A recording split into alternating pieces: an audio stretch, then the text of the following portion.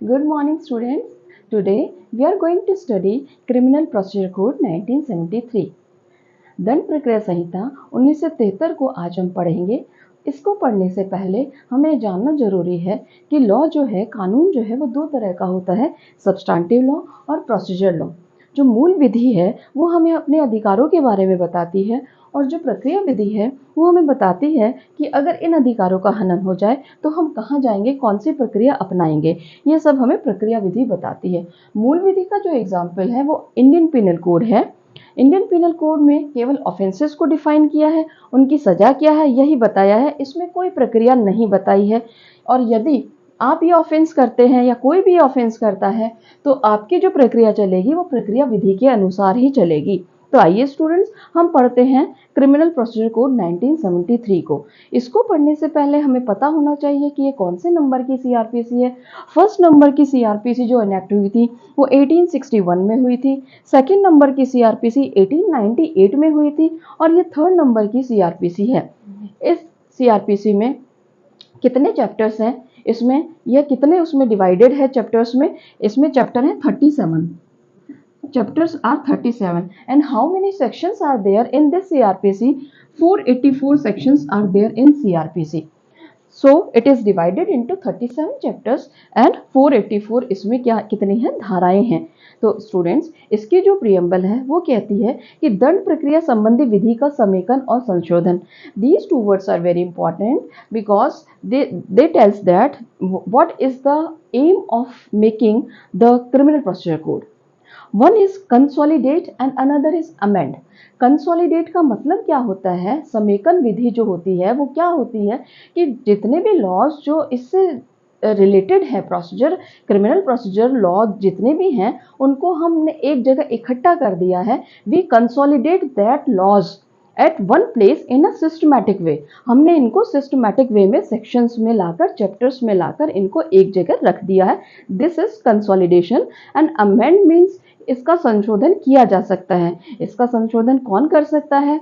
इसका संशोधन पार्लियामेंट भी कर सकती है, और इसमें संशोधन और कौन कर सकता है? स्टेट गवर्नमेंट्स भी कर सकती हैं, क्योंकि ये हमारा कंकरेंट सब्जेक्ट है। सेक्शन 1 क्या कहता है? जैसा कि आपको पता है कि हर अधिनियम का, हर एक्ट का सेक्शन 1 उसका नाम बताता है, और वह कब एनफोर्स हुआ, वह कहाँ एक्सटेंड करता है। तो ये जो सेक्शन 1 है ये कहता है, इसका नाम क्रिमिनल प्रोसीजर कोड 1973 है, और इसकी एक्सटेंशन कहाँ पर है? इसकी एक्सटेंशन जो है वो जम्मू कश्मीर राज्य वाला जो क्लॉज है अब उसको हटा दिया गया है, वो पूरे भारत पर अब इसकी जो है एक्सटेंशन है। और सेकंड जो क्लॉज है वो ये कहता है कि कहाँ लागू होती है, यह कहाँ लागू होती है। पूरे भारत में हमने बता दिया, लेकिन सेकंड क्लॉज एक्सेप्शन कहता है कि ये कहाँ लागू नहीं होती है। तो कहाँ लागू नहीं होती है? ये नागालैंड क्षेत्र में लागू नहीं होती है, नागालैंड जो स्टेट है, राज्य है, उसमें लागू नहीं होती है। और जो ट्राइबल एरियाज हैं, जो आपके ट्राइबल एरियाज हैं, उसमें भी सीआरपीसी लागू नहीं होती है। But there are some exceptions, some chapters are there which are applicable in that area also. इस क्षेत्र में, नागालैंड स्टेट में, और जो आपका ट्राइबल एरियाज है उसमें आपकी सीआरपीसी लागू होगी। वो कौन से चैप्टर्स हैं?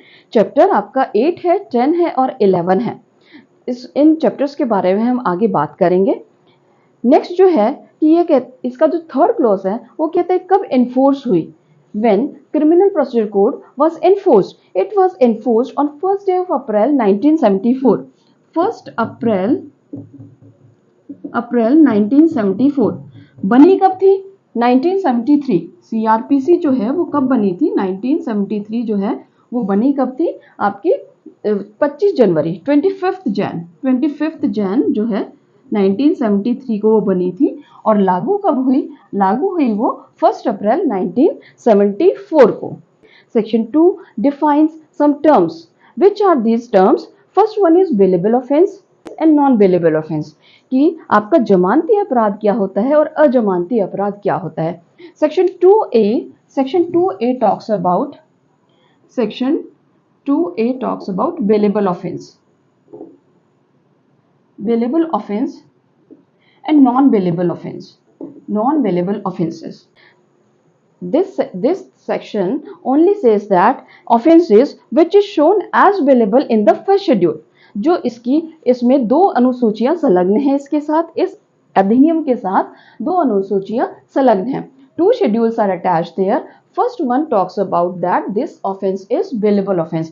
जो फर्स्ट शेड्यूल है उसमें बहुत कई 6 कॉलम हैं, उसमें ये बताया कि कौन सी धारा है, कौन सा ऑफेंस है और वह किसके द्वारा उसका संज्ञान लिया जा सकता है, कौन से कोर्ट के द्वारा संज्ञान लिया जा सकता है, वो संज्ञेय है या असंज्ञेय है, वो बेलेबल है या नॉन बेलेबल है, ये सब हमारी वो पहली अनुसूची बताती है। तो इस धारा में भी बेलेबल ऑफेंस को यही कहा है कि जो पहली हमारी अनुसूची है जिनको बेलेबल डिक्लेयर करती है वो ऑफेंसेस बेलेबल होंगे।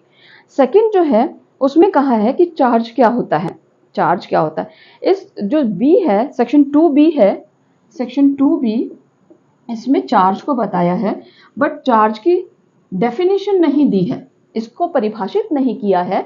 चार्ज जो है वो हम सेक्शन 211 जो है उसको पढ़ेंगे तो हमें पता लगेगा कि चार्ज में क्या क्या होना चाहिए, चार्ज क्या होता है। ठीक है, नेक्स्ट जो है वो सेक्शन है 2C, कॉग्निजेबल ऑफेंस।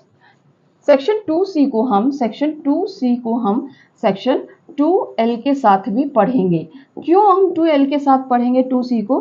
क्योंकि 2C हमें कॉग्निजेबल ऑफेंस बताता है और 2L जो है वो हमें नॉन कॉग्निजेबल ऑफेंस बताता है कि कौन से संज्ञेय मामले होते हैं और कौन से असंज्ञेय मामले होते हैं।